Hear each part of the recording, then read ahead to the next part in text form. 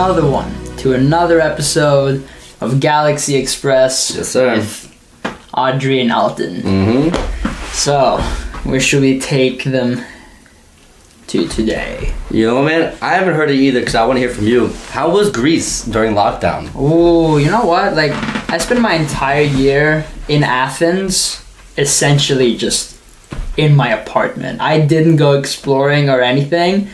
And what marked for me the passage of time, like, outside, were the riots. I was doing classes, and in the background, there's just riots. Oh man. You know, like this. They were rough in Greece too, right? People were getting mauled. Dude, like, they really went against the police.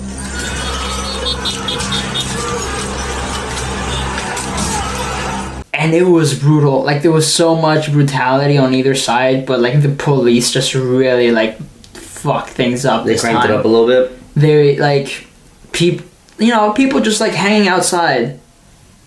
Yeah, we are in a pandemic, but they go there and they gang up on these kids and just start threatening them and just hitting them and then of course, like, it blows up and people just start getting more and more angry at the cops. Like, if you look at the most compilations on YouTube of protests just escalating or people throwing Molotovs, almost every clip of someone throwing a Molotov is from Greece. Really? Yeah. Wow. We go hard when it comes to that. When it comes to fighting. When it comes to fighting against authoritarianism and stuff, like, Greeks really are. Like, well, you guys weren't allowed outside at like 9 o'clock, right? Yeah. It was like a nationwide curfew. Between 9 and like 5 or something in the morning, no one was allowed outside. Yeah, and but most of the things that I told you were happening during daytime hours. Oh wow! So it wasn't even like just people hanging like too close to one another or whatever, and they're like, "Oh, you're hanging out too close. This is dangerous for you. Let's beat the shit out of you instead." Really? Like, what is the line of thinking with these people? Yeah. Like, in my village, not in Athens, right? What was the name of your village, by the way? My village is called Aios Konstantinos. It's a small... Let me hear that again. Aios Konstantinos? Aios Konstantinos. Aios Konstantinos. The laptop's gonna start floating, bro. Watch out. It's a nice little port town. Okay, where is it in the grand scheme of Greece? In the grand scheme of Greece, it's Is it north, south? Evia. It's in in Evia, which is, how do I describe it? Evia is the biggest island in Greece. It's just humongous. Mm-hmm. And between Evia and mainland Greece, that is where we are. Okay, and how do you get back and forth? Is there like a connecting bridge? Do you ferry? So this is a bit of the village with the port. That's but beautiful. Yeah, we have ports, we have ferries, we have buses. So yeah, but there's like a road system that goes from island to mainland, right? Yeah. Yeah. We can go straight from Athens to here in like under 2 hours. Well, that's nice. But yeah, to get from here to many other places, boats and stuff. Okay. Like, Greece has a lot of methods of transportation. I'm sure when you're surrounded by water all the time, there's different ways. But now imagine, right? It's one thing in Athens to have the police force just filled with thugs and people that just want to have power and just bully the shit out of people, right? So it's not filled with people that want to do good. It's just people that want to have power and use it over the people? Yeah.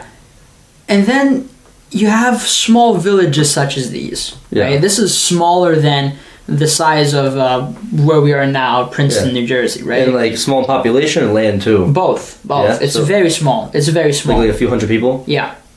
And one person in the police force, not in our village. We don't have a police force in our village. We have police that come to our village. Okay. But one of them, who is from our village, is a straight up fascist. Like, really? Straight up fascist. Oh, wow. And we were just hanging out with our friends, like, not even like a party. We were just outside with having some beers, just having a drink, you know. And these 3 cop vans pull up. Not cop cars, cop vans. We call them opke, you know. They come out, and there's people with fucking riot gear on and batons and stuff, and this one dude just steps out and takes out his baton and just starts like threatening. And I'm like, dude, really? This is how low, like, to this small village, most of these kids aren't even 20. Everybody's always around each other. And the police comes, and one of their own people starts to fucking threaten them just because they're in the police and because they have a little bit of authority, and it just rushes in their head. Fucking fascists, man. That's scary. I'm telling you, like, it's disgusting. Like, it's one thing to want to do well and to protect, but most of the police don't do that. The police protects the interests of the government, and sometimes the government doesn't give a shit about its people. When we were plagued by fires this season, many of which were natural, many of which were man-made. Like people burning garbage? Dude, we had people try and set fire to our house. Oh, like arsonists? Yes. Wow, and who was, like, were they just random criminals? Yes, we don't know who they are. We went to the police and they did fuck all.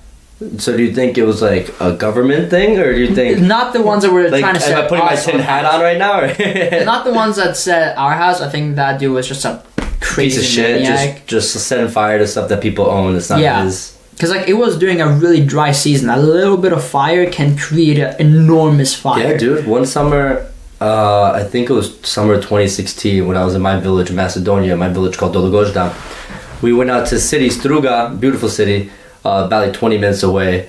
And so this is when I was like young, and there's no legal drinking age in Macedonia. Balkans. So, yeah, it's a Balkan thing, right? It's a Balkan thing, and so there's no legal drinking age. You have to be 18 to buy, but that doesn't get applied anywhere. As long as you have money. Yeah, and you can drink, like, no matter what age. Like, a kid can drink, and legally it's not a problem. Health is a different conversation. So when I was going over there when I was a kid, I didn't really drink much at all when I was a kid in the U.S. with my experience. But when I went overseas, instead of like house parties and stuff like that, I'd go out to a fucking bar at like 15, 16, and we would get trashed the bar. Some nights we'd go over to a city called Ohrid, and at Ohrid we would go out to the clubs. So I'm like 15, 16, never having been to a house party in the US or anything like that, but I'm in like a club on like a European lakeside, partying with Dutch, partying with Austrians, with Swiss, local Macedonians and Albanians, and there is some friction between Albanians and Macedonians ethnically in terms of like relations. And one night, coming back from a crazy night out, I think it was my first nights out at a bar, and I was just trashed. Just absolutely trashed. I'm in the back of my friend's car. Everybody over there drives a Mercedes, either 1945 Mercedes all the way up to like whatever modern day Mercedes. You see all different types of wealth, especially Albanians that come back to the region that live in other countries that have actually money and they can have those nice cars. And I'm in the back of my friend's Benz just like dying. And this entire time, there was a fire going over the mountain that overlooks my village because somebody didn't want to pay like €1 or $2 to dispose of black tires, like car tires. Oh my god. And so they said, fuck it, I'm not going to pay you that money. I'm just going to burn all these tires together. And so they burnt them on the back of the mountain and lit basically the entire mountain on fire. And on our way back to the village, like we stole a watermelon off, like someone had like a fruit stand like that was like unattended, and one of us just grabbed the watermelon. It wasn't me. I was laying down fighting for my life in the back seat. And they dropped me off at my house. I passed out. I literally passed out like in the bathroom, like hugging the toilet. My grandpa had to climb like a little window at like 6 a.m. to knock on it and say, what the fuck are you doing? My friends that night, while the fire was raging, drove up into the mountain, and they were driving through the mountain just dicking around doing hood village shit. And they reached the fire. And so next thing you know, it went from like, okay, it's a little smoky, stuff like that. Boom, they're in like fiery woods, hauling this big ass like Mercedes E-Class. It's a fucking boat. And they're just tossing it through these rough roads, driving through the fire. And they came back down. I was like, thank God you guys didn't bring me along for that ride. But that's how crazy it gets over there, where people just burn.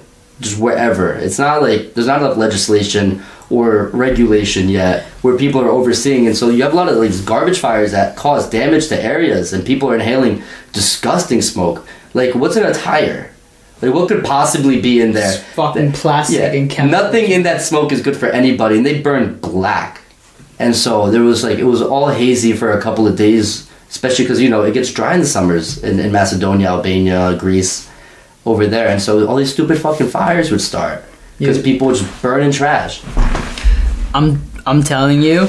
I remember the picture you sent me, like the last week or two, the fires were like clouding your village. Couldn't see the village, which isn't even that far away from us. We could barely see the trees next to our house. Yeah, and you guys used to have like a picture perfect view of everything, like a beautiful Mediterranean view. Like it was Evia, the big island that had caught fire for days. For days. Yeah, man. Non-stop, just burning. It got to the point, it literally looked like Mistborn. Yeah. It literally, I have an like image. Like volcanic ash just falling. I have an image of the sun as it's close to setting, and it's just red in the ashes. Wow. And that is quite literally what I imagined when I read Mistborn. I'm like, this is how it would be like. It hurt my eyes. Like, ash just kept going in. It burns your eyes, stings your lungs. It's so bad. Like, man. we could barely see buildings in the village when we were in the village. And this fire was burning a whole island away from us. And for days, like, you know what it took for it to clear out? Rain.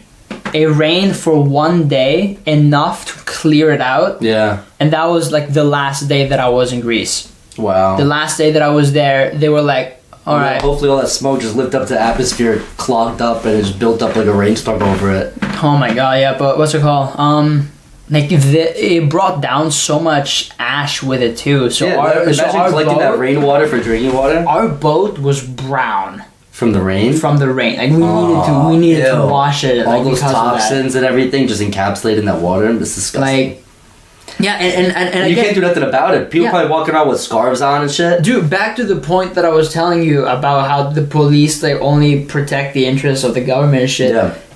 We had almost no firefighters during this thing. Really? The Greek firefighters calculated that they needed a minimum of 15 million euros to have been prepared for what happened during this season. You know how much they got? Probably like €5 and like a cup of coffee. Like less than 2 million.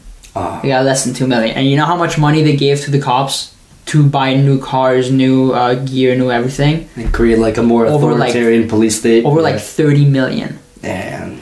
And you know, we didn't have firefighters, but we had a lot of police. And what did they do? They went and they kicked everyone out of their houses and kept them away from their villages and the fire. Well, and burned down. You can say, much like this piece of shit politician said, Mitsotakis, there's a beautiful saying in Greece right now, Mitsotakis gamiese, which means Mitsotaki, you're fucking yourself. And like anytime there's a camera rolling in the street of someone doing an interview or whatever, there's someone in the background that just go by and just screams it. It's beautiful. Everyone is just uniting behind their hatred against this piece of shit.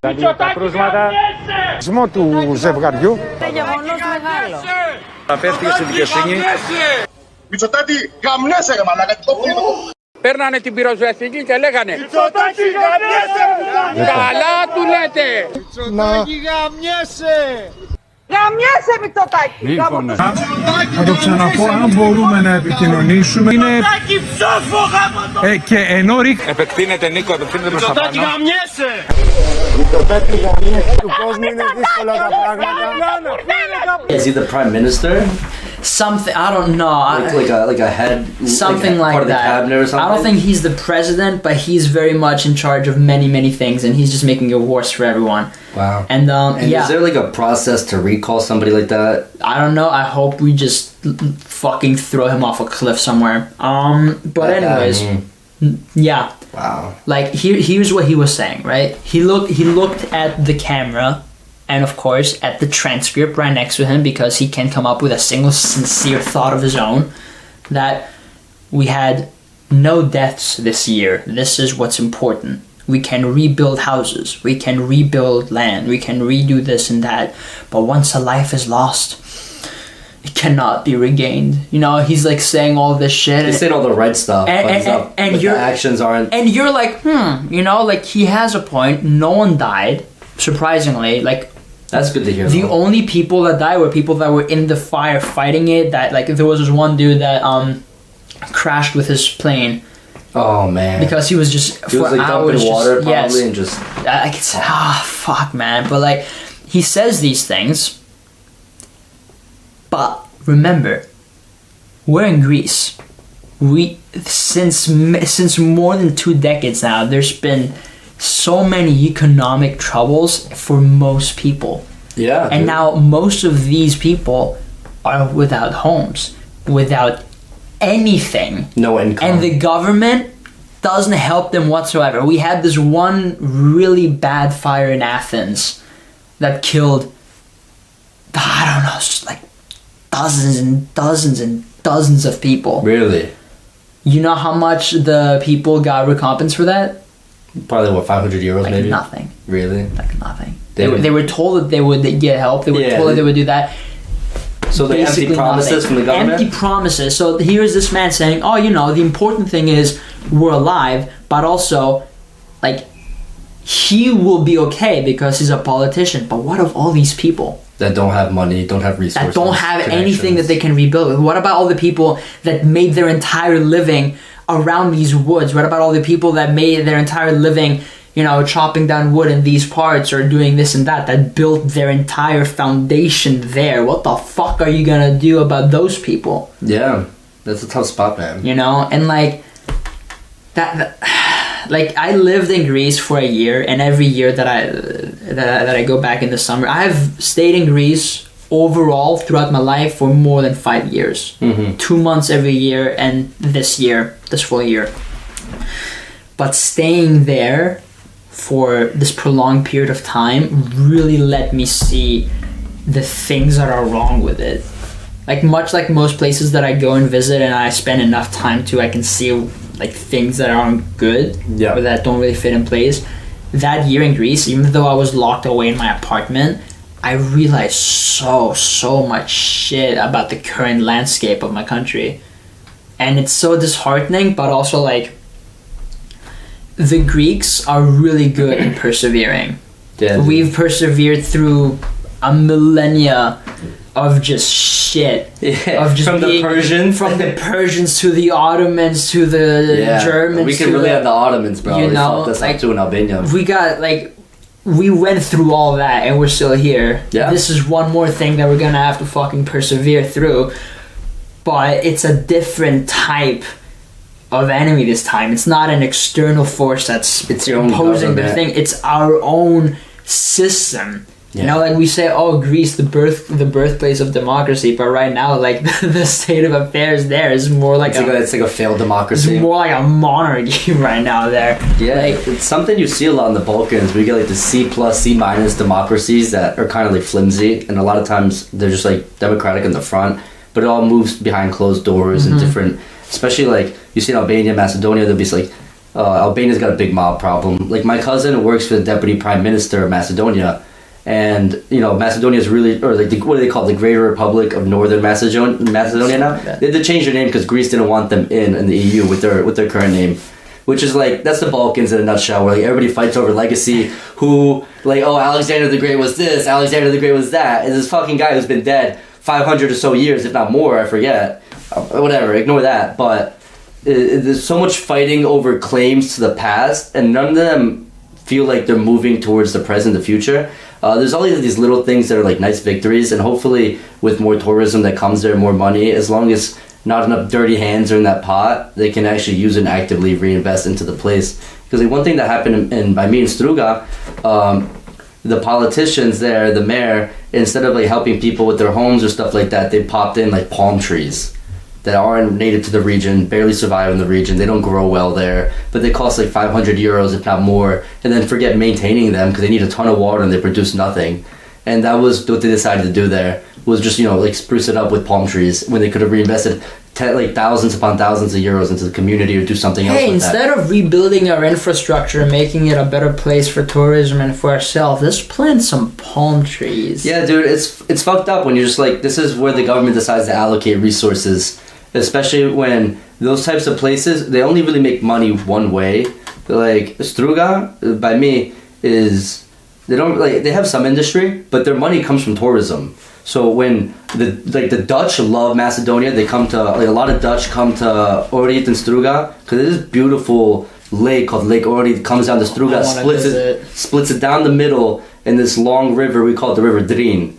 And so it comes over, there's bridges that go over the river, all these cafes, hookah, bars down the aisle. It's a great spot, and everything's super cheap, obviously because of the region. Like, to give you an example of how cheap it was, woke up in the village one day, met up with my friends, we took a bus, like a van, over to the city. We paid 50 dinar, which is like maybe $1 for the fare, for like a 20-minute ride. After that, we bought sunscreen, we bought breakfast, we bought just like all these swim stuff and like that. We went to a water park because even though it's a third world country, post-communism country, they got a fucking water park. It's called Izgrev. Dude, I don't know who made this water park, but like when you walk on a water park, like your feet grip, like it's made with like a nice something that grips on your feet because you're wet. It's tiling.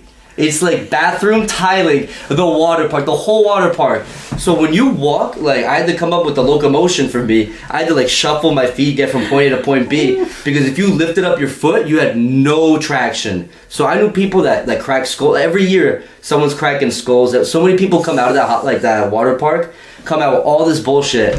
Concussed. I had people, some of my friends, one friend was in a brace, another friend had like a neck thing. And people get so fucked up there. I think one person was crippled. Dude, there's no laws in this water park. It is absurd. I don't know who designed it. Maybe some bathroom guy, and they just hired him to tile everything. Spell it out. I want to look it up. Let me look. It's Izgrev. Izgrev. So Izgrev water park. Beautiful, by the way. Water park in Macedonia. And so we bought passes to Izgrev because it's got an infinity pool, overlooks this whole area. Oh my god, like this? Yeah. Oh, dude, it's sick. It's like it's a full blown water park. I don't know who tiled it. Everything's tiling. It's what the tiling. hell? It's tiling everywhere. There's no grip anywhere you go. I saw little kids like cracking skulls open because little kids are excited. They run to the next ride. Feet up, bottom down, cracked skull, done. Little Timmy forgot his 3rd grade birthday party. It's over. And we went there, had some fun. Everybody leaves with a bruise or two because the lifeguards don't give a damn either. So we'd get like 4 people on a 2-person raft, bomb a water slide, flying out. There's no laws. They had a toilet bowl, 8 people in a row. We would chain onto each other. Launch down toilet bowl, and everybody's like running into each other, ping-ponging off each other. And then one time, this was actually kind of fucked. One time, a little kid had gone ahead of us, and he was just swimming in the pool that it drops you in, which is not what you're supposed to do, but the lifeguard never removed him. So, like, there was adequate time for him to get out, like, minutes. We waited. He didn't go. We thought he went because we didn't see him. And so, like, 8 of us went, and next thing you know, bodies are falling, like, 4 feet to the puddle, to the pool below it. Body. There's this little kid in the middle of the pool screaming, just crying as big body. Some of my friends are a little hefty, bro. Body. It's just raining men. Actually raining bodies on this poor kid. And that was just a little sneak peek at what that type of spot is. But we bought mission tickets for ourselves there. Took a taxi back to Struga, ate at Struga, took a bus back home, taxi back out to Struga for the night, drank all night at the bars, ate everything, came back home.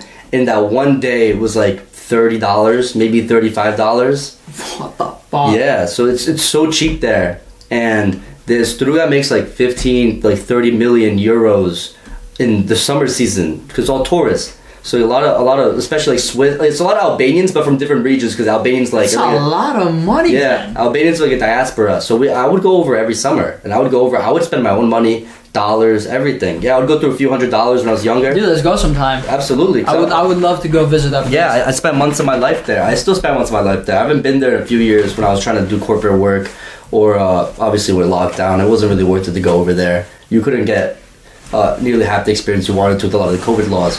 But there's a lot of money that flows through there, and it's a shame that you don't see an equivalent improvement to the quality of life with those people that live there, because a lot of them, they work as like a waiter and they get like 10 euros for the day. Like if you tip, like we like the Americans, when we go there, we like to tip pretty big, because a lot of times we either know people that work there, or we just like our families. Like I'm first generation, our families know what it was like to leave there, or what it was like to live there, where it's not a lot of hope to make a living like the U.S. where you can make it. A lot of times over there, if you're lucky, you get a government job.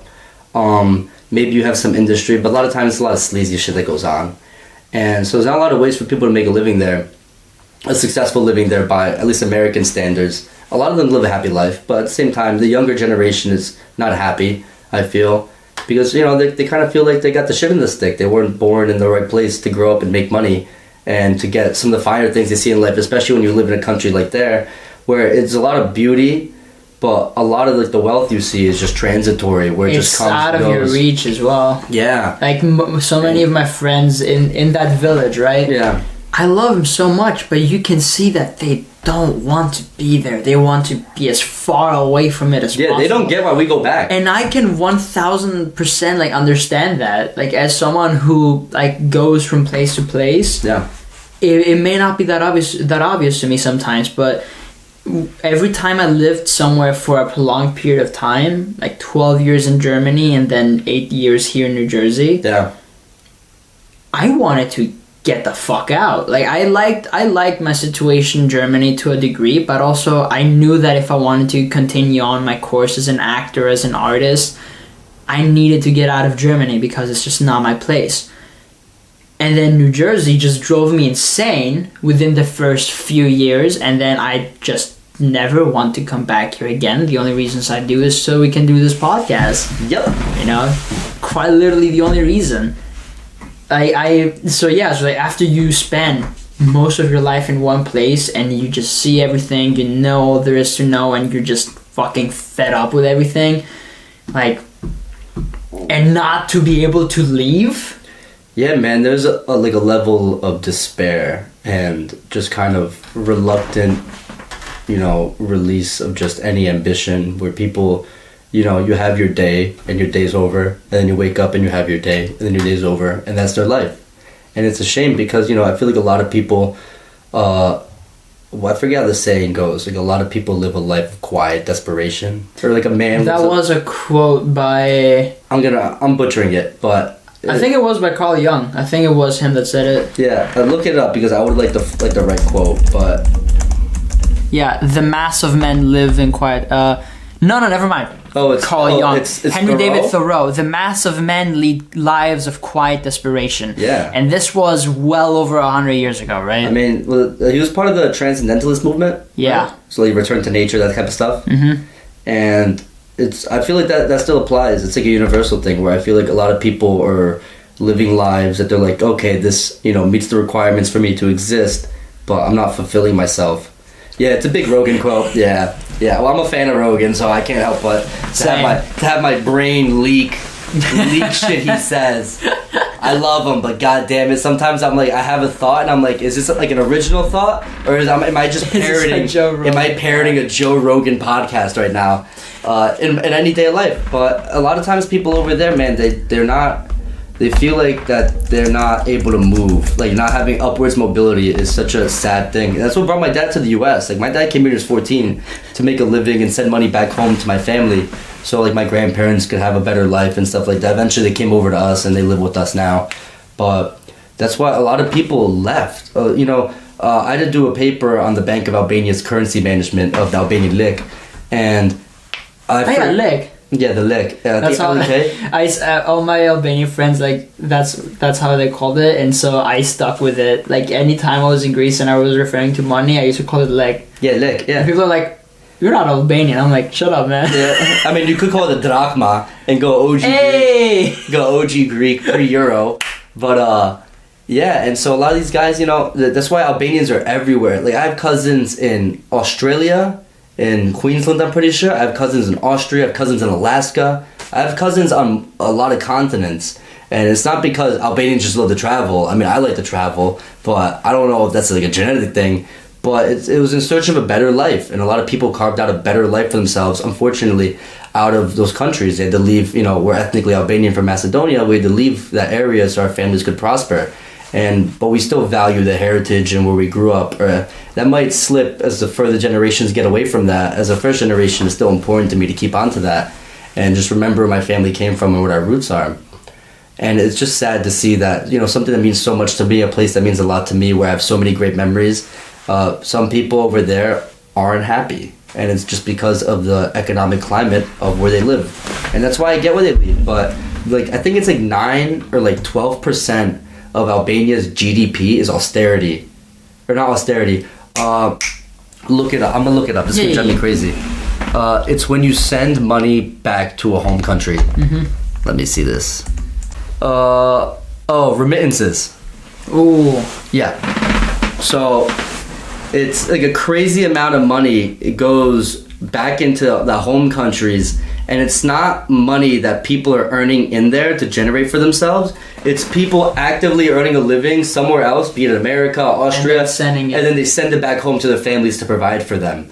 So a lot of money is not even being generated within the country. It's being externally sent back and injected into the economy back there, which is a good way for a small country to develop. But that's not a good way to earn a living when you live within that country. That means that you don't have an opportunity to make money. Other people are just making money and sending it back. Doesn't mean that you actually have better conditions to work in or to make more money. You just reminded me of something that is not happy. I'm sorry. No, you just reminded me of Dubai. Of Dubai? Did I go over? No, I don't know what you're talking about. I have serious issues with Dubai. Is it the Shah of Dubai, the UAE, the ruling? Is it the Shah? What's everything I forget about the title. it? No, the it's ruler. Isn't it a king? There's a king, right? Yes, it's very much how he decides to go about fucking doing it, but I just in general have a huge problem with it as a whole. The construction of the city? The construction and in general, here's a few examples. Yeah, tell me. I'm gonna start with the more lighthearted ones, and then I'm gonna move into the actual things that really make me angry. The Burj Khalifa doesn't have sewage. They don't have sewers. Is it a septic? No, something like that. They literally every day have hundreds of poop trucks that come, take all of it out, and go and dump it somewhere far away. Okay, wow. They don't have sewers. The largest building in the world doesn't have sewers. They have fucking poop trucks. So, and are they dumping it in a place that makes sense? They're using it for fertilizer? They're just, I'm not sure exactly. No, I'm pretty sure they go just really far with. I'm gonna regret looking this up. Burj Khalifa poop truck? Khalifa poop. Shitmobile? Shitmobile. Yeah, it's not connected to the thing. I'm just trying to see where exactly. Because I really wouldn't have a problem with it if the trucks came in and they dumped it somewhere. They used it for fertilizer. I mean, people have been using manure for fertilizing forever to fertilize the ground. That would make sense to me. If anything, it's probably better that they don't overload the sewage system or they dump somewhere within the waters nearby. But I mean, I don't know what they do with it. If they dump it somewhere else, it's fucked up. They just send it to a wastewater treatment plant.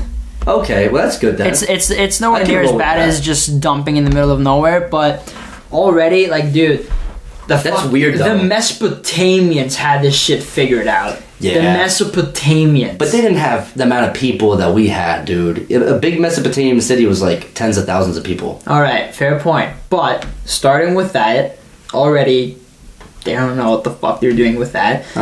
The islands that they're creating, the palm tree islands. Yeah, those little beaches. Two things. One, they created them by digging out sand from underneath and shooting it up, which completely ruined the coral ecosystem there. As someone who cares deeply for water environments and understands the importance of such systems, that also makes me angry, especially considering the fact that they're sinking.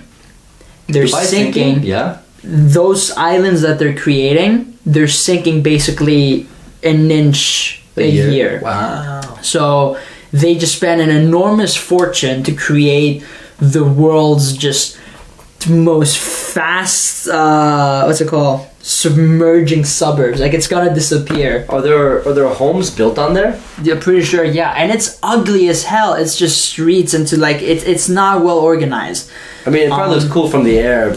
That's the kind of what stuff literally it. Yeah. Instead, that's it's not cool. see here's the thing. Instead of fucking making a beautiful city in a Middle Eastern style, you know, Yeah. with big architectural wonders and gold adornation, they just opted for calligraphy. skyscrapers and the same carbon copy Western world idea, because they want to be like, oh look, we can also build really big skyscrapers and stuff. Yeah.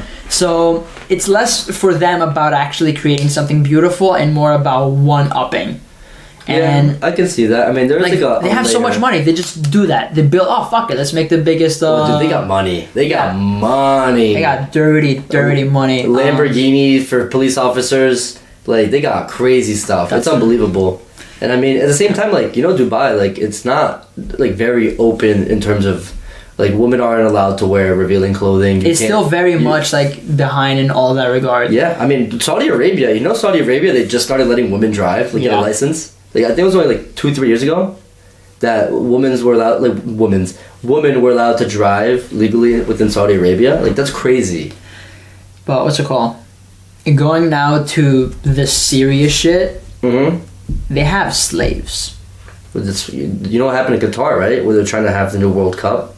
They're the next World Cup. They're building stadiums using like slave labor. That's what I'm saying. Like, what they do is, and it's incredibly scummy. It reminded me of what you said, how they go to another country and they send money back to their families, right? Mm-hmm. They reach out to these people from these poorer areas. Regions, within the UAE? Out.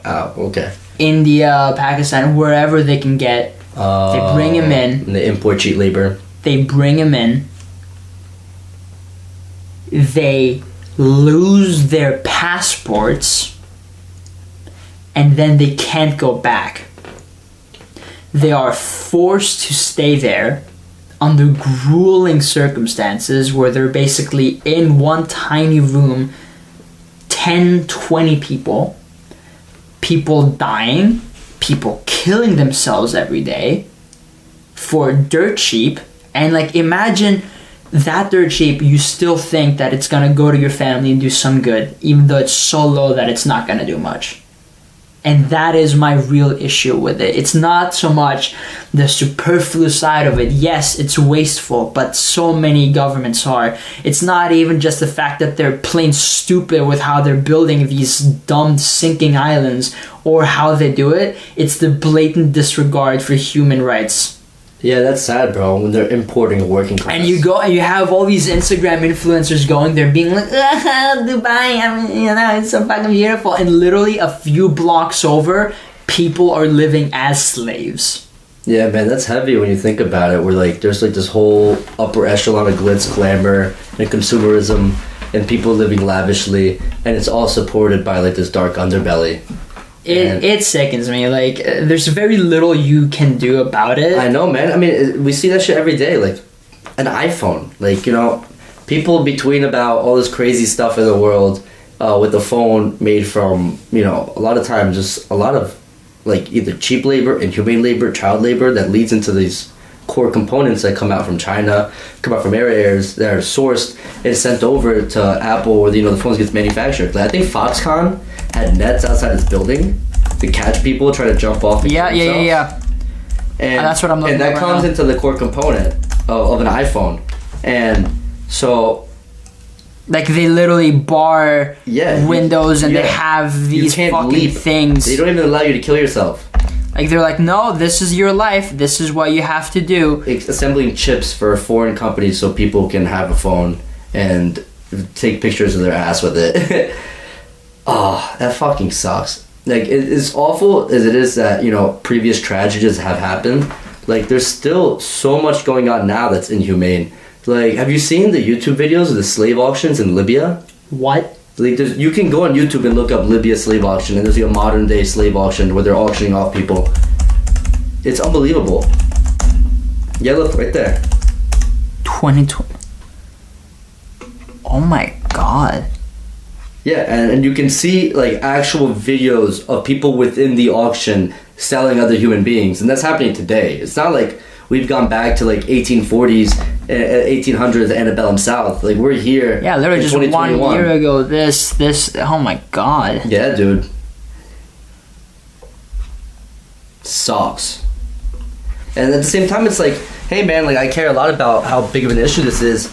But at the same time, like, what is one person to do against an entire state? And you never know if those states are propped up by other states that are enjoying cheap resources or labor coming out of there. I mean, listen, dude, like, how much more money would it cost for an iPhone if it was all produced ethically within the U.S., by, like, U.S. labor standards, by U.S. environmental Like, standards? probably thousands. This is probably like 1,000. Like, this is, like, a pretty damn new iPhone, and... like probably $1,000 I think I paid for it. I'm trying to remember. I got it like a year ago or so. But how much more money would this phone run me if it wasn't sourced so cheaply and with disregard for, you know, moral ethics? And that's what sucks to think about, because I would pay that much more. I really would. I mean, it probably costs like 3 times as much. Who even knows? But I would rather buy something with a clean conscience than have access to this. And it sucks that that's the type of trade-off people make, and they don't even consider it. A lot of people, if you told them how their phone was made, they'd probably be sick to their stomach. Like, and if that's just a phone, think about how many other products and stuff that we use that have all this other crazy shit going on behind the scenes that we don't even know about. you know about Frito-Lays? No, what about them? So, a lot, I don't know if a lot or if most, but a lot of people went on strike and are now boycotting against it, because essentially what happened is someone died in the middle of just doing the packaging. Yeah? And you know what they did? They just removed the body and put someone else there. Oh, so they didn't even shut down production? No. They just picked up the body? They just picked him up. Like, and what, put they die someone within else the right to machinery, work. or did he just, like, die on his... He just died of exhaustion because they are forced to work inhuman amounts of hours. They're only allowed to have days off if they gain points, and they gain like 1 point per every month that they work. And where was this, like, do you know? Was it within the U.S.? Frito. Oh, sorry for whoever listened to that cough. Topeka. Where's Topeka? Topeka, Kansas? I think it might have been. Yeah, Kansas Frito-Lay production. Oof. And that's within the country that has some of the best labor rights in the world. Assembly line forced to go on when someone just fucking died. When was this? This was this year. This was like a few months ago. Man. Like, and like, so they're holding people. And think about it. How much is really going on in that area? Where, like, how many other options do you have besides working at that factory? Like it's people very are just rare. locked into that type of life in that region. It's very rare to have ethical consumption under capitalism, but especially when all these companies care more about profit than the well-being of their workers, that is just being exploited to the max. Yeah, man. And, to the max. And that's why, you know how people... There's two sides of the debate. Some people would like a lot more regulation on businesses. Some people like a lot less regulation on businesses because they feel like the regulations just force businesses to be more inefficient and lose money in that way. But at the same time, like, if you allow some businesses to go unchecked with no regulation, you end up with really crazy health and environmental consequences. Like, look what happened with Roundup. Yep. The weed killer, where it just had all these people who were getting cancer and dying of cancer. They didn't know how they got it, and it was caused by using a weed killer frequently. And then when Roundup was getting sued about it, they were denying it, and then now they have to pay out like a record payout to the victims because these people got fucking cancer from using their product. Can't find it right now, but at some point, like Nesquik, yeah, like the chocolate company, literally said like, "Hey, if we have like a disclaimer that says that this was done using slave labor, our sales would plummet." Oh man! Like Nesquik. Yeah, and that's it's a commodity. It's not even like an essential. I hate the word essential now because when you view it through the lens of like 2021, but like it's not like it's just like a nice chocolate drink or chocolate powder, and that's made using all. I mean, the sourcing of cacao worldwide is usually taking advantage of these countries that have climates hospitable towards cacao, and they take it and they sell it. And apparently, cacao is dwindling, like the supply of cacao worldwide, and the ability to make it due to like changing climate and stuff like that is making it even harder to grow cacao. Apparently, that's because people consume so much fucking chocolate. See, it's like they're rushing to end the world and just make as much profit as they can while they're still alive. It's the most greedy mentality. I cannot, nor do I ever want to understand those people that are like, ooh, yeah, you know what? I am old and decrepit. Let me make this world worse and make some more money while I'm gonna die in like a few years. It's the thing that sucks is that obviously I don't think everybody that works at these companies is condoning of really awful practices and stuff like that. That's too much of an umbrella statement. Everybody's too much in their own cubicle within their own office boardroom or something like that to see the full picture of a company. And I think when you have a company that gets so big, there's diffusion of responsibility across everybody, and there's less blame to be pinned on a single individual and less burden to bear on your conscience. But it just sucks to see that so many companies are focused on short-term gains that have long-term disastrous consequences that affect the world, and rather than restructuring or figuring out a better way to do things, a lot of times they double down and they pay lobbying to lobby for them in various governments, or affect directly some governments and manipulate the law so that they're unaffected and that they can keep pursuing their bottom line. And it's just awful to see because it's like there's no consideration for the planet that we live on. Some of the people, they're just a resource, and when you boil people down to a number, I think no matter what situation you're in, that's a really scary thing to do. I wrote a whole essay.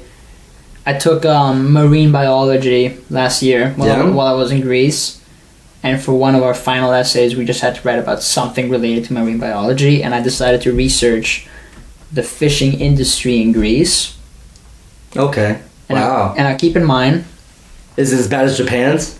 I don't know how bad Japan's is. Oh, dude. I know that they do like many cruelties that Greeks don't because we don't have these animals around. Yeah, like the whales, dolphins, they fucking kill. They kill those guys. Yeah.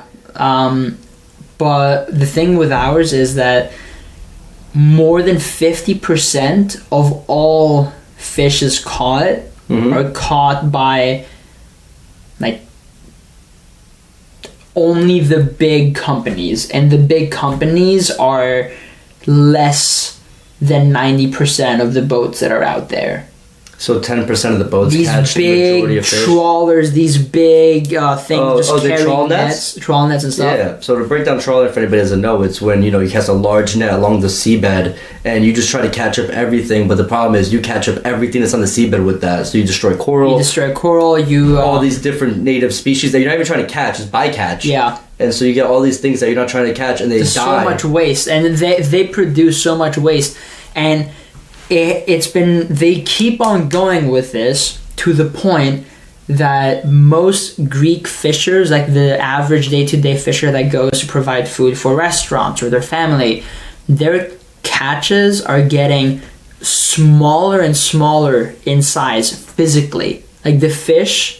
Are they evolving to not, like, is it an adaptation to not be as desirable? Because all the big fish are just getting caught, so now they're getting smaller and smaller and smaller and smaller. So to avoid... And less frequent.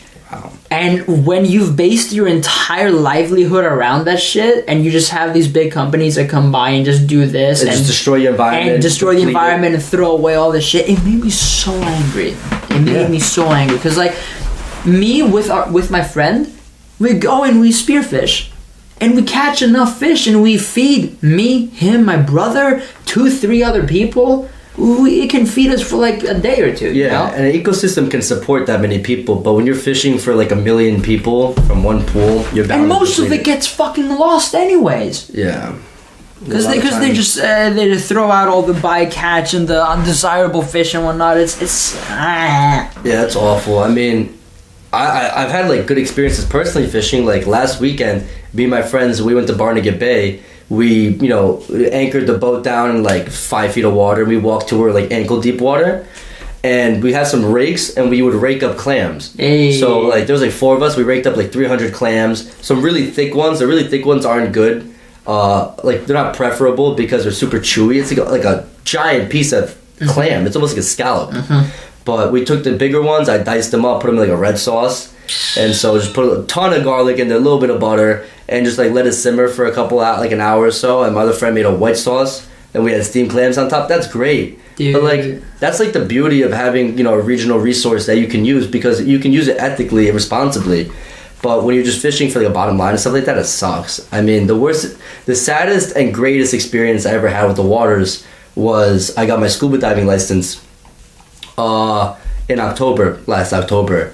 Me and my friends, like during peak quarantine, we were like, yo, St. Thomas is dirt cheap to go to right now. And all of us are either working from home or none of us have jobs. So let's do it. And so we got together. We were in St. Thomas for 2 weeks. My friend already had a scuba diving license. And so he was like, Alton, like, do you want to get your license? He's like, the best place to get is like tropical places because you can actually go see a lot of stuff. And it's a little bit easier. And I was like, okay, fine, yeah, I'll get my scuba diving license. I'm here for 2 weeks. So I went on 12 dives over 2 weeks. I got my license. So I'm a licensed scuba diver up to like, I think 70 or 80. I gotta get mine. Dude, it is awesome. Like 70, 80 feet I can go down. But like you can dip to 85 or whatever. And I was going off Koki Beach in St. Thomas. And it's beautiful. Like you go in crystal clear water, like jellyfish that just float by, don't sting you. It's like you're trespassing on an alien world. Like you don't belong there. I love that. The first 5 minutes of my first dive, I'll never forget, was like I went in. You have your gauge, your regulator, you have everything, so you can see how much air you have. You can see how buoyant you are by inflating or deflating your vest.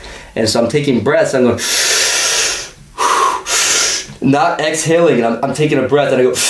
And I couldn't get a breath in, and I was like, oh no, my air cut out. And I looked at my gauge, and I had a full gauge. And I'm like, oh my God. I was like, I never exhaled. And so I just went,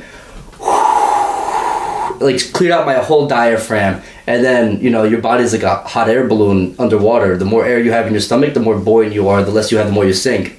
And so I exhaled, and I started dropping a little bit. And I was so nervous about not being able to breathe. I had to relax and accept, like, hey man, it's going to be okay.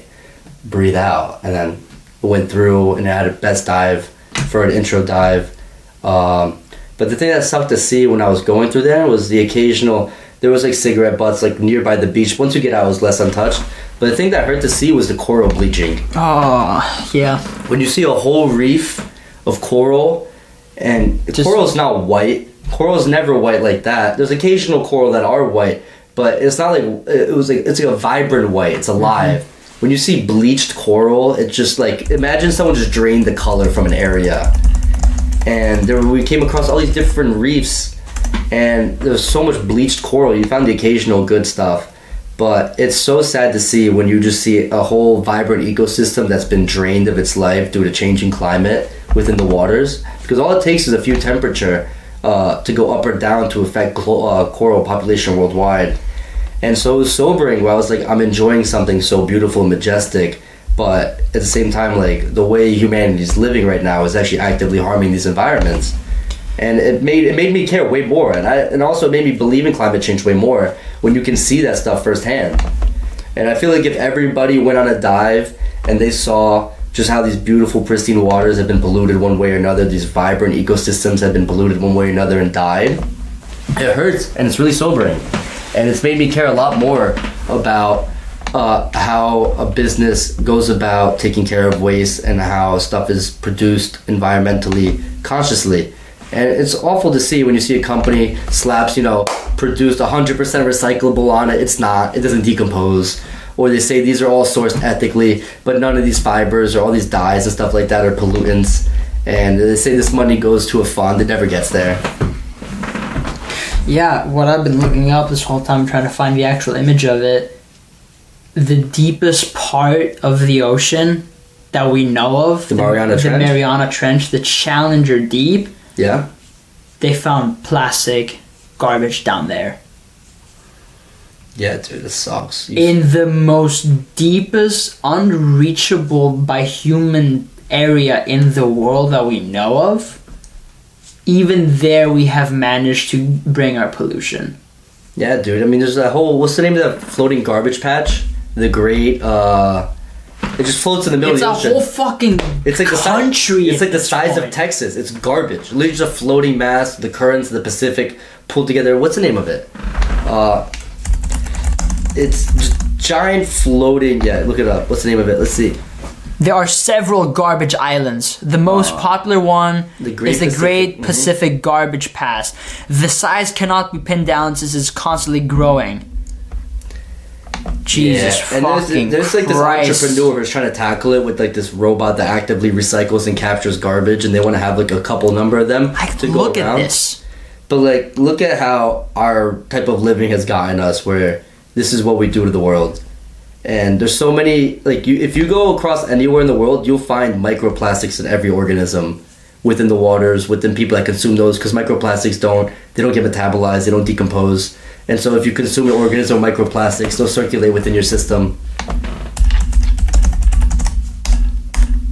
I can get behind that. Is that plastic? Dude, they made plastic out of hemp that naturally decomposes in like less than 100 so years compared to the thousands of years of plastic. Yeah. Like, yes, please. That's better than nothing, man. I would love for Hemp plastic. I would love for 100%, but realistically, that's not, something we can shoot for. But like, you hear that kind of stuff. You hear about hemp concrete, hemp paper, hemp textiles made from hemp. It is a really interesting plant, and it sucks that it doesn't get enough research as it does, because it's considered a drug. Because is hemp the stalk that marijuana grows on? I believe Or is it an offshoot of marijuana? Because that's why it's illegal in the U.S. Like, I find hemp moisturizers and hemp lotions and hemp things, and I love that. But hemp. So it's The cannabis plant, especially when grown for fiber. Okay. What is hemp? Is a strain of the cannabis sativa plant that is grown specifically for the industrial use of its derived products. It is one of the fastest growing plants. Wow. Okay. And was one of the first plants to be spun into usable fiber 10,000 years ago. Yeah, man. And you're telling me that shit's illegal now? And we can't do this shit now? Like, what the fuck, Because it's criminalized, because it's associated with marijuana. Also, just the whole thing with, what was her name? That Olympic athlete that they wouldn't let her Sha'Carri run. Richardson, I think her name is? Yeah, like, they're like, oh, she does marijuana, so she's not allowed to run. So, please let me know.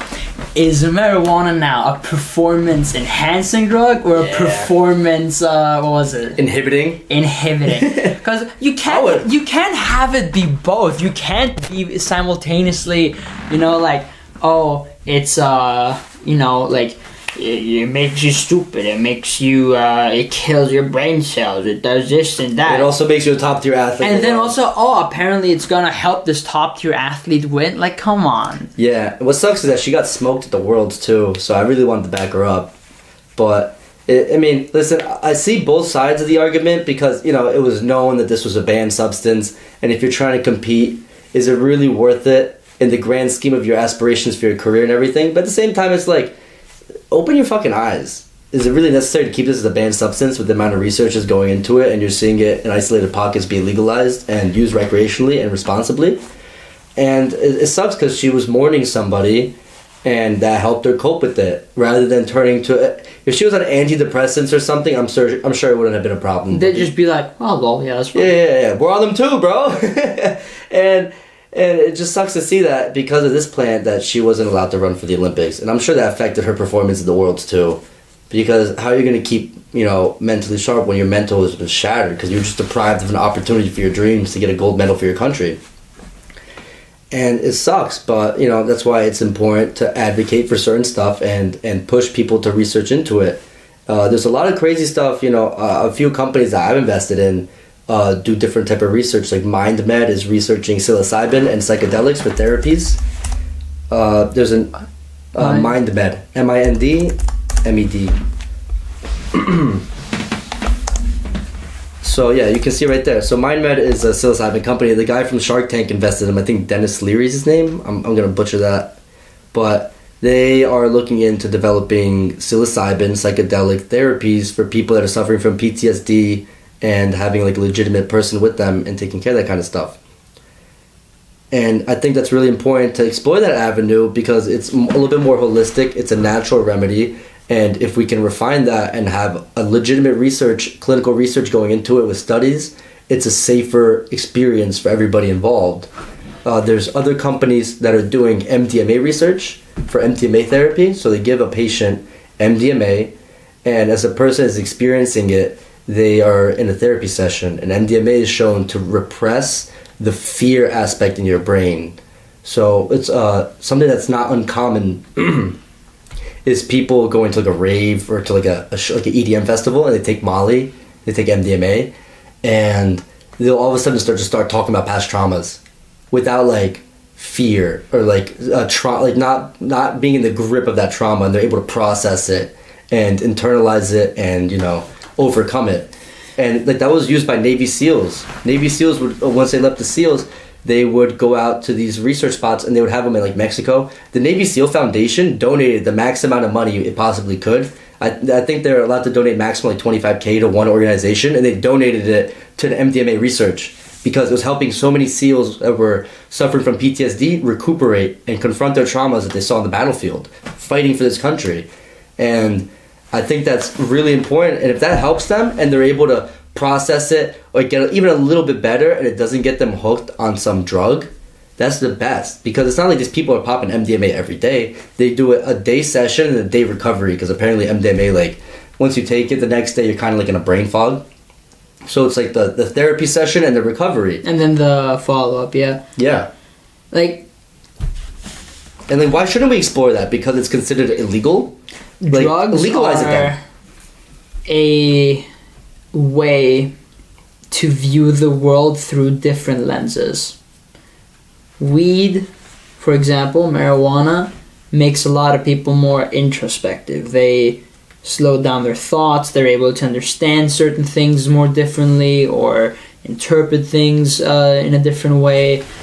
Shrooms and LSD that just pump your brain full of serotonin, those take you outside of your brain. Mm-hmm. Those like you can see so many of these people when they take shrooms or LSD, they can just look at something like a tree and focus on that for an hour or two and just be like just reaching some kind of understanding about nature just by looking and touching some kind of object in nature, So it is a way to just change your lens temporarily and see the world through another way.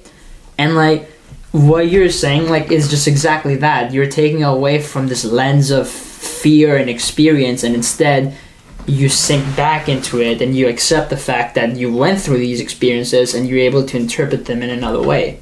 Yeah. Like for example, me personally, when I was finishing high school was some of the worst years of my life. Yeah. Like I reached a point where it was basically like catatonic.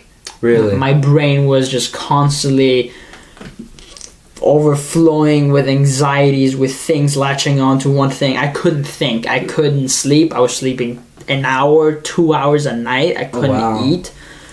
And you were just trying to get day by day exist? It just survived, man. I was hanging by a thread.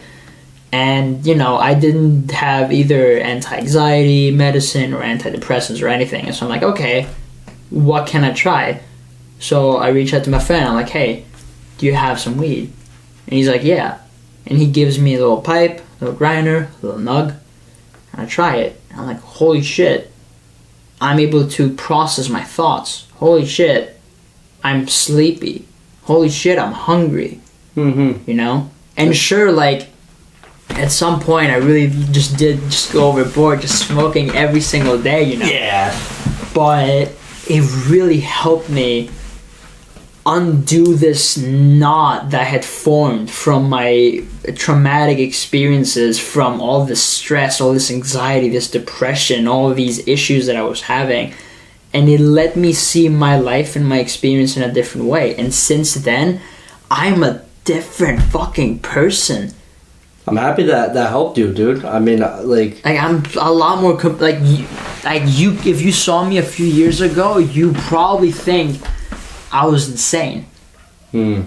Like that was the point that I had reached, and right now, like I'm able to like collect my thoughts because of I was able to reach a new understanding because of that. So like, and that was helped you through marijuana. So like again, for PTSD, depression, anxiety, vets, or in general people who struggle with these things, these are another possibility that they can do instead of relying immediately on antidepressants, stuff like that, because those medicines that are made for such things, they treat the symptoms. They treat the symptoms of depression, of anxiety, of PTSD. They don't address the origin. They don't address how it got imbued in you in the first place. Whereas someone on MDMA, for example, might really travel into the depth of their trauma and realize something pivotal about it. Yeah. That's what it helped me do, for example. And I'd never took MDMA or anything. The most I did was shrooms this one time, and it was a really fun time. But like, it's good to invest in such medicine or therapy. Why or not just pursue different that ways. route? Because like if people anecdotally are saying, hey, this thing has helped me, I feel like the next step in terms of like a scientific approach is, hey, there are these anecdotal reports, they're not vetted by statistics or anything like that. Let's run a study and try to verify one way or another what this does, how this helps people. If it helps people, if it doesn't even help people, and people think they're just being helped, and they're placeboing themselves. like, And for weed, for example, sorry for interrupting, weed, like there have been more and more of these researches and actually using more and now more that's being people. legalized for research and stuff like that. But that was previously not able to happen because the government made it like a Schedule 5 drug, or Schedule 1, the highest ranking like punishable by crime felony. Fuck Reagan. Was that Reagan? Was it the war on drugs? Do you know real quick, a History lesson? Let me hear it. mini crash course, because this is important for everyone to know. So, you know, like the studies that showed that marijuana kills brain cells? Yeah. Like actually kills brain cells? Yeah, like you don't get them back. So, guess what? That was during the Reagan era, where he wanted to oppose the blacks and the hippies, who were opposed to the Vietnam War. Now, that was the Vietnam War, right? Was Vietnam Reagan?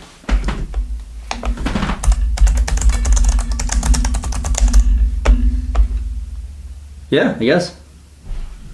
That's bad. I've gone through American schooling system my entire life. I don't know if that was during the Reagan administration. I'm pretty sure it is. I know the Reagan administration had a few problems, like the Iran-Contra scandal, where they're like shipping drugs to send guns and money over there. But yeah, specifically what this did, he wanted to dehumanize the people that opposed his political views as much as possible. And guess what? Hippies and blacks love to smoke weed. Still do. Never change. And what happened was he created the scientific, not experiment, research, where where the scientists would put monkeys under the influence of marijuana, as they put it, and then record how their brains changed. And they would show the result that would just show a decaying brain. Right? Okay. What they didn't say was that they didn't just offer them a few joints or pipes or bongs or anything. They were put on these masks over their faces and were blasted for 15 to 20 minutes to smoke non-stop, just smoke, which in case you didn't know, so they asphyxiated. a lack of oxygen kills your fucking brain cells. So they took the end result, omitted the entire method, and used those results As doctrine for like the next decades in the USA. For them it was, you smoke marijuana, well, your brain is rotting. And this faulty propaganda is what they based it on. Fuck Reagan, piss on his grave. I know like the origin of how it got illegal was that there was this wealthy businessman that owned a ton of acreage of woods, of like forested lands that were used for logging, for creating paper, and he also owned a newspaper. And people were using hemp to create hemp paper and all these things. And the hemp was, it's a marijuana, it's a plant. And to demonize hemp and make it illegal, he ran all these smear stories saying marijuana, which is actually a name for Mexican tobacco. It actually didn't refer to weed. They say marijuana is smoked by black people, by Mexicans, and it turns them into, reefer madness, turns them into rapists and criminals and felons, and they're violent. And running all those stories created like this national panic saying, hey, this thing should be illegal if it's causing all these crazy adverse effects on people. And that's how it was made illegal, and how it was neglected. Like, it was just, pushed down so far that there was no room for it to ever be approached with an eye for research or anything like that to protect vested interest in paper mills and stuff like that, which I can't tell you because I don't know the stats or anything like that on whether or not hemp processing is a more efficient or less environmentally disastrous process than is paper processing through logging and planting trees. But isn't it a worthwhile route to pursue and see how it goes rather than blanket legalizing it? But that was back in the time where there wasn't freedom of press or information. And now that there's so much way to get information, it kind of sucks because a lot of ways to get misinformed now.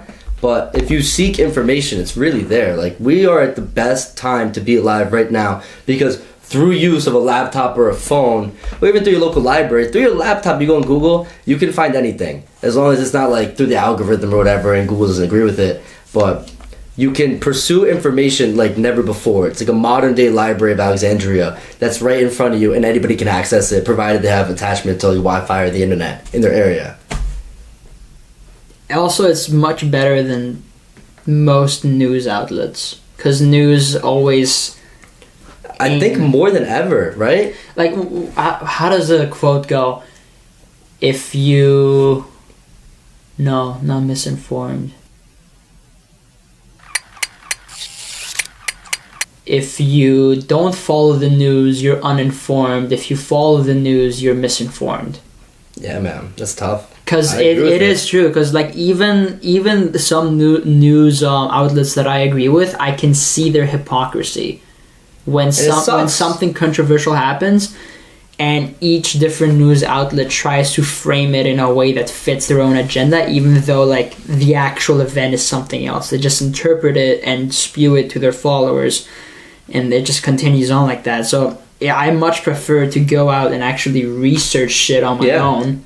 And it sucks because it leads you down a wormhole where every time you take a news and be like, am I being misinformed? And I think it's way more recent. Like, if you go back to like 2010, I feel like, and you asked a random person, hopefully like, if you ask like an intelligent person, hey, do you trust the news to give it to you straight? I feel like they would be like, yeah, I feel like I'm being informed and they're delivering me pretty objective news. If you ask anyone, I feel like a lot of people now and say, hey, do you think the news is giving it to you straight? I'm like, fuck no. Dude, I swear to God, I feel like if you locked 3 people in separate caves for a year, like, let's go, like, let's do 4 caves. Fox News. Yeah. We got Fox Cave, CNN Cave, One American News Cave, and MSNBC Cave. And you locked them away for a year, and all they had access to within that cave, obviously they're all the sustainable stuff, shit, but all they had was a TV running those stations all day, running that news. And you brought each of them out after a year. You pull over that rock and you're like, hey man, what's your current thoughts on global affairs and U.S. political affairs and things going on within the U.S.? I don't think you get the same answer from all 4 people. Mm-hmm. And that's scary because a news corporation is supposed to deliver news. At least you'd hope they do. That's more not entertainment even. No, it's not. How do you get information about a complex subject within like a couple of minute sound bites? And that's why you see people going towards, it's called alternative news, but I think it's becoming more and more normalized and accepted, is that there's independent journalists that live and die by their credibility to provide news for people. And they take what they do very seriously, and they do long form conversations. You see all the time on podcasts, and they'll do like hours and hours, if not multiple episodes, breaking down a complex geopolitical situation or a socioeconomic situation that gives you insight into a multifaceted issue that has different viewpoints and influences and schools of thought. That where would you ever get that in 2 minutes off a clip from CNN or Fox? Any of those guys, it's not cool. And I feel like a lot of times now you see stuff as more of an echo chamber and it's just people agreeing with each other rather than a debate. And that's why it's so nice when you have like a program like it's Crystal and Sagar. I forget the name of their new program. They were on a previous show called The Rising, I think. If you look up Crystal, I think it's with a Y, and Sagar, Sager. And so they're on opposite sides of the political spectrum. One's more conservative, one's more liberal. And they just have like long form conversations talking about various topics, anywhere from workers' rights and to current news. And they don't agree with each other all the time, but they're able to have a polite conversation with each other and respectfully disagree with each other, but are also able to flesh out and voice their opinions without somebody jumping over them for a soundbite. Discourse is very important, especially when it comes to conflicting sides. And, like, I don't know, I have a weird morality when it comes to, like, free speech. Because I believe in it. I believe in free speech. It's essential, like, we need to be able to express ourselves and such. But it's one thing to do free speech and another to use speech as a means to, You're talking about, like, incite? To like incitement? To incite. Yeah. To do hate, to just provoke hate and incite hate crimes. Yeah. Like, Hitler, great example of this, you know? Took a struggling country, lifted it, and whipped it into a frenzy. And then whipped it into a fucking murderous frenzy. Yeah, and ethnic genocide and cleansing. You know, like, because the things he was saying were free speech. He was going up against the system of his time. What you're saying is, you're saying the contents of what he was saying was protected by the laws regarding free speech at the time in Germany? Yeah, but the underlying messages and the hatred were awful. Were also along with it. Yeah. And people latched on to that as well. And like so like when it comes to free speech, there is a big difference between being able to speak your mind and inciting such heinous things. No, totally. There's like the U.S. has come a long way in regards to incitement and what it means within, you know, the legal landscape. That the tough thing is when people call for government regulation of speech. It's just like the government doesn't consider what you consider hate speech to be hate speech. You know, like, it's the person that's in charge at whatever time. The person that could be in charge at the time it's passed could be somebody you love and think will do right. But you think the person that comes in after that president is going to be the same person? Stuff like that. Like, you have to remember that the president is a seat. At best, you got it for 8 years, bud. After that, somebody new comes in, and you may or may not agree with everything that person has to do. And so it's a slippery slope when you give the government power to regulate speech.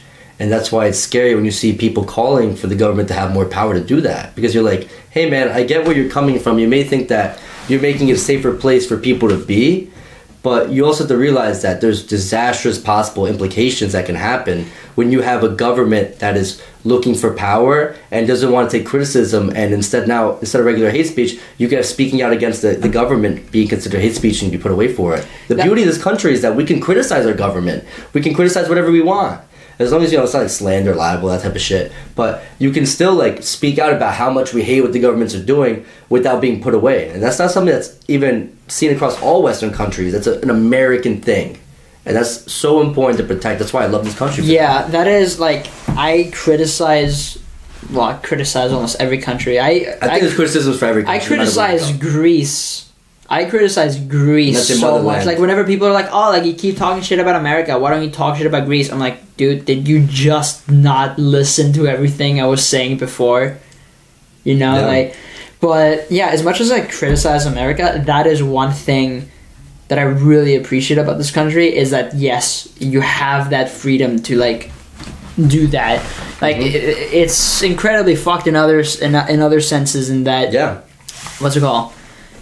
People try and weaponize speech or what is acceptable speech. Like for example, you see that for example in entertainment.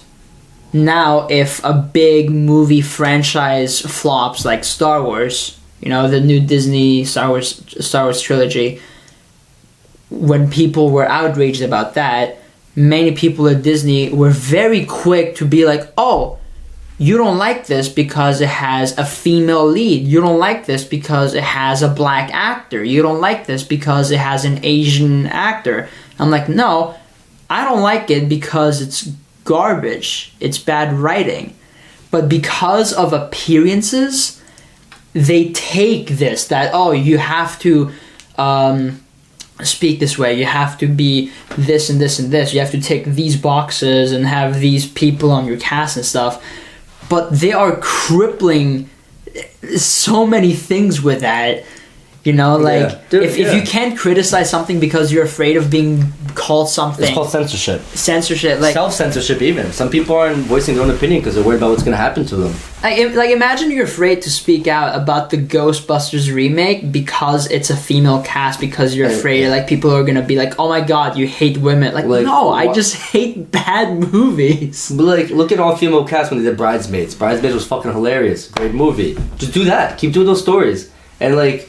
When it comes to... The one thing I don't like about Western movie making is that a lot of times they lift stories, legally or illegally, from, like, Eastern countries, where, like, they'll take, like, a Chinese kung fu movie and remake it for Western audiences. I'm like, dude, I think Western audiences are intelligent enough to have a subtitle on and watch a movie like that and take it in the original way it was made. You don't have to recast it, whitewash it, do whatever. You could just let that movie be that movie. Oh my god, I'm having old boy flashbacks. Yeah, I mean, like, if you want a perfect example of Western audiences enjoying something that wasn't made for them, look at fucking manga and anime. I mean, there you go. It's been, what, like 50 minutes now before we even reached the topic? But anime and manga aren't made for Western audiences. Maybe now that you have like Netflix and Amazon getting to the anime production game, that's different, and they're adapting them so they can reach Western audiences. But it's a uniquely Japanese thing made for Japanese consumption, and it just was adopted by all these audiences outside that country that were unintended. That's why you have like these weird hits that come out of nowhere that don't do anything in Japan. Like Cowboy Bebop is so many people's biggest gateway anime and one of their top favorite anime. And it was like it was like commercial break even in Japan, like maybe a minor success, wasn't even a hit, and it popped off in the West because the West loved it, but it wasn't made for them. I will say though, the English dub for that one also definitely helped. In that a good English dub gets you far, but like, even but that's different. You're dubbing another language. Yeah, like I get that. They didn't like as it is already. Yeah, I mean, listen, there's some times where an English dub is preferable for an English listener. Like, do you ever watch Black Lagoon? Yes. Yeah. So. Yes, I really fuck with the English dub. They have so much cursing. I love it. Oh yeah. Fuck. Fucking. Fuck. Fuck. Motherfuckers. Fuck. Fucking. Fuck. Fucking. Fucking. Are you afraid? There's no way you're not. Now witness the awesome power of this. Shut the fuck up. Fucking. Fuck. Fuck. Fucking. Fucking. Fuck. Fucking. Fucking. Fuck. Fucking. Fuck. Fuck. Fucking. Fuck. Fucking. Fucking. Fucking. Fucking. Fuck. Fucking. Fuck. Fucking. Fuck. Ah. Fucking. Fuck. Fucking. Fuck. Fucking. Fuck. Fucking. Fucking. Fucking. Fucking. Fucking. Fucked. Fucking. Fucking. Fucking. Fucking. Fucking. Fuckers. Bang. Black Lagoon has probably, in my opinion, the best English dub out of any anime. It is. It feels authentic. Well, it's because it's a multi-racial cast. You know, obviously, like, they're all voiced by Japanese people in the original, but like a lot of these characters are like ex-Americans from Vietnam that held over. Like, they wouldn't be speaking Japanese. Like, be real. But the English dub, it was by a Canada company. I think Blue Water. I'm forgetting. They do like these dubs, and it was a Canadian voice acting company that did the dubs, and it's so good. It's not like bad acting. It's like quality voice acting with a cast that fits it. And for me, I'm not a dub guy. I'm a big sub guy. I prefer it. If I can just take in a Japanese sub, because when you hear dub, sometimes it's like, this is god awful. And sometimes that happens when you listen to a sub. You're not even listening to the actual voice. You're putting your own projection of what that voice would sound like in your head onto the show. You're not really listening to their actual voices. And so that's why like I like a lot of subbed anime, because the dub had to be really good for me to be like, okay, I'll put my own mind away and I'll just take it in as you're doing it. Also, Japanese voice actors just go all out because in Japan in anime, it's not at all how they speak in real life. Like in anime, it's like and then you go to Japan and they're these like super reserved, like sweet and gentle people. So when you put them in front of a mic, this is like their chance to just go fucking berserk, and you have some of the greatest voice acting come from that. It's just a level of dedication, and it also like even their speech patterns. It's not like if you're trying to learn Japanese from watching anime, you're going down a pretty bad route of developing some really strange speaking habits when you actually go to Japan. Like, people do not... If I went to Japan as I am now and spoke, I'd be fucking kicked into the sea, my dude. I wouldn't even try it. I've watched... The Yakuza would come after and be like, sir, yamero. Yamero, sumas. I've watched anime almost my entire life, and I never thought that was how they talked in the motherland. It's ridiculous. But some people do that, and honestly, I think it is cringy for me when someone that watches anime, because anime is like a pretty niche thing. It's getting like really mainstream now. It was like a big boom and bust, like when DBZ, Cowboy Bebop came out early 2000s. Everybody loved it, and then anime kind of disappeared when like the markets collapsed, because a lot of the companies that moved it around collapsed. But fuck, where was I going with this? I don't know. Yeah, god damn it. Where was I saying with this? I'm gonna whatever. Fuck it. No, it's okay. Yeah, fuck it. What were we talking about? Talking about with learning Japanese in regards to anime. I just want to want to learn it so we can have like a manga. I would love to learn Japanese properly. My thing is that isn't it cringy when like Western audiences, like the thing with the problem when you ever get anything as niche as Japanese as anime, when you find a niche topic, people want to feel special and they incorporate a niche topic into their identity so that they feel like they're belonging to a niche and they're also unique for that reason. And that's when you get like those fucking weebs. Like you get like those people that just like incorporate random, like when people they call each other baka, they do all that type of shit. Fuck that. Oh, okay. That's disgusting. That's what makes me feel weird as an anime fan, because I've watched anime for so long. I might get an anime a tattoo or two. I'm gonna get it for you. But you're not gonna see me doing all that, because I'm not an anime. That's not who I am. I'm a dude that likes it. I'm a human. I just enjoy it. I enjoy the media. But yeah, speaking of enjoying the media, I hope you guys enjoyed today's episode. Yeah, thanks guys. About 3 minutes of anime talk. Yeah, no, that's how the show's gonna go. We'll go on anime, we'll go off anime, we'll go on manga, go off politics, we're going to philosophy, going to whatever the fuck we want. Fuck it, why not? It's our podcast. Freedom of speech, baby. Yeah, guys, thank you very much. Hell yeah, thank you. We'll see you next time. Galaxy Express signing off.